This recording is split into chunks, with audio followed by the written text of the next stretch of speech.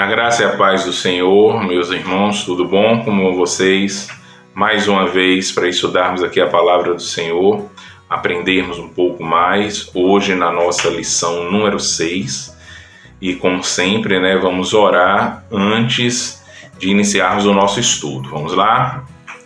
Senhor, meu Deus e meu Pai, Senhor Todo-Poderoso, muito obrigado por este momento, meu Pai, que podemos estudar e meditar sobre a sua palavra. Que o Senhor tenha compaixão de nós e nos ilumine, nos ajude a entender. Nós te agradecemos em nome de Jesus. Amém.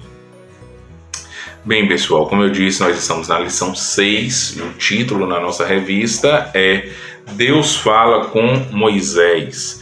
Vocês já sabem que na nossa revista é resumido, mas na Bíblia você vai encontrar esse texto no livro de Êxodo, capítulo 3, dos versículos 1 ao 15, e capítulo 4, dos versículos 1 ao 5.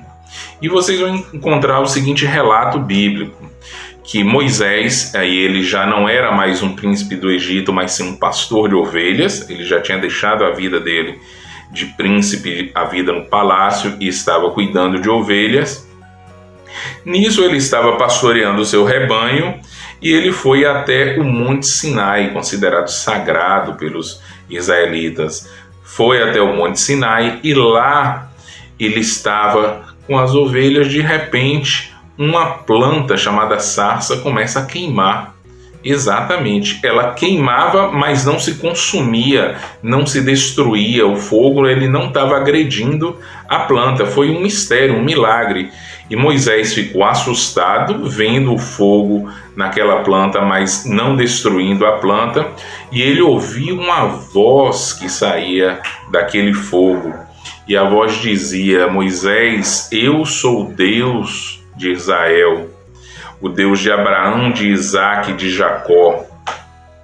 E Moisés, assustado, ele tira ali as sandálias, porque ele considera aquele local santo, e faz reverência, se coloca em uma posição de respeito e começa a ouvir as instruções de Deus.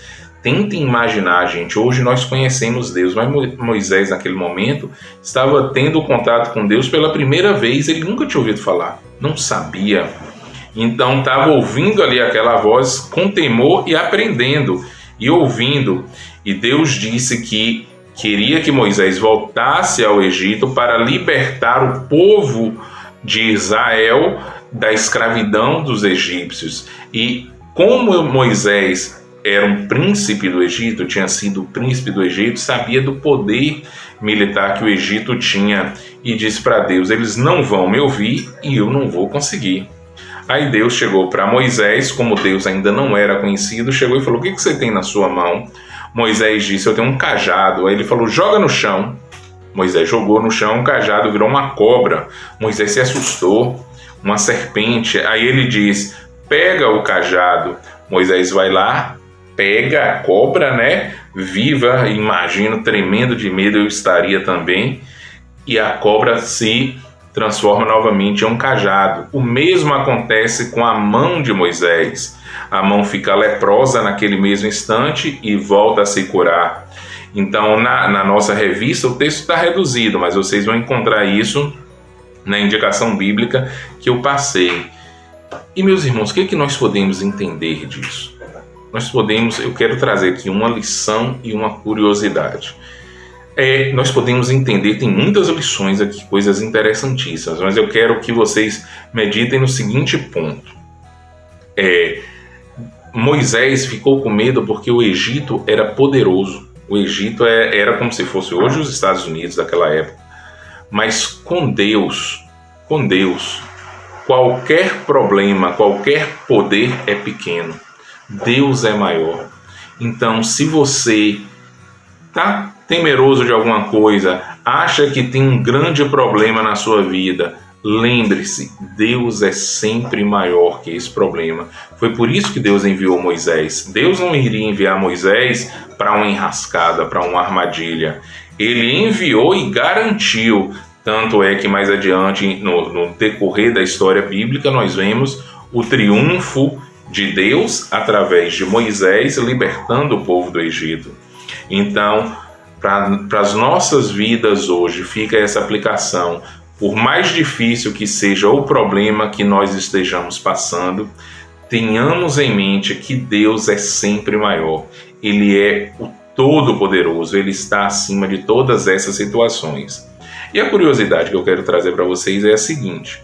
No início aqui da nossa aula, eu falei para vocês, e vocês também vão ver aí nos seus estudos, que Moisés estava em um monte. Em toda a história do povo hebreu, do povo de Israel, vocês vão ver que eles se dirigem a monte para orar. E vão até os montes para orar, porque eles têm na sua cultura essa questão. E acreditam que no monte eles podem estar mais perto de Deus. Nós cristãos que aprendemos os ensinamentos de Jesus, aquilo que Jesus nos ensinou, nós não mais adotamos esse tipo de ensinamento, porque o próprio Jesus, quando foi perguntado, e vocês vão ver isso no Evangelho de João, no capítulo 4, a partir do versículo 19, quando ele foi perguntado onde é que a gente deve orar, a gente deve orar em um monte, a gente deve orar em Jerusalém, que também era considerada uma cidade sagrada. Jesus chegou e disse, olha, nas minhas palavras, né, gente, já resumindo, olha, de verdade, se você orar de coração, se você crê, tanto faz você estar em um monte, tanto faz você estar em seu quarto, tanto faz você estar em qualquer outro lugar. O importante agora com Jesus é a nossa fé. Por isso que vocês vão ver no Velho Testamento muitas referências a montes. E isso estava errado? Não, era naquele momento a cultura que eles haviam aprendido, não quer dizer que está errado. Mas com o passar do tempo e com a vinda de Cristo e os seus ensinamentos, esse tipo de conduta não é mais necessário. Inclusive, atualmente, vocês vão ouvir em algumas igrejas, vocês podem ouvir um coleguinha falando, eu fui orar no monte. Você não vai criticar, porque o nosso objetivo aqui não é ficar criticando ninguém. Mas você já sabe no seu íntimo que tanto faz você ir ao monte, como você orar no seu quarto. O monte não lhe deixa hoje mais perto de Deus. O que lhe deixa mais perto de Deus é a sua fé e o amor de Cristo em nós. Então, esses são os pontos que eu quero que vocês meditem para a nossa aula, estudem e façam as atividades. Vamos agradecer orando. Senhor, meu Deus e Pai, muito obrigado, Senhor, por este momento que tivemos em Tua presença. Nos ilumine, nos ajude a entender e a praticar os Seus ensinamentos.